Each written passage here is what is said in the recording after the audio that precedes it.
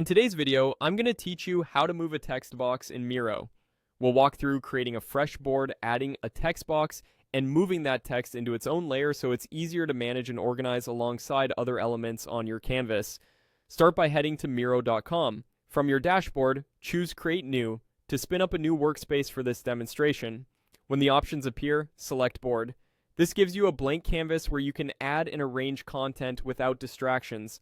On the left side of the screen, look for the plus icon in the toolbar. That's your Create menu. Click it to open up the content tools. From the list, choose Text. Your cursor will change and you can click anywhere on the canvas to place a new text box. Type the words you want, anything from a title to quick notes. Keep the text box selected so we can modify it right away. With the text box selected, you'll see a small formatting bar near it.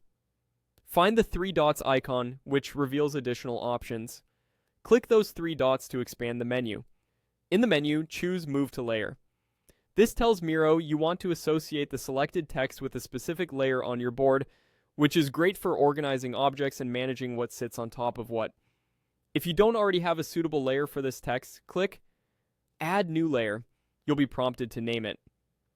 Give the layer a clear, descriptive name, something that makes sense at a glance, like notes, labels, or annotations. Naming layers thoughtfully helps you and your collaborators quickly find and manage related content later on. Once you confirm the name, the text box is now assigned to that new layer. From here, your text is easier to control as your board grows. For example, keeping text on its own layer helps prevent it from being hidden behind shapes or images you add later. It also makes it simpler to show, hide, or manage sets of text as a group without disturbing the rest of the design. If at any point the menu disappears, just click the text box to reselect it and bring the options back. And if you plan to organize multiple text boxes the same way, repeat these exact actions so all related text lives on the same layer.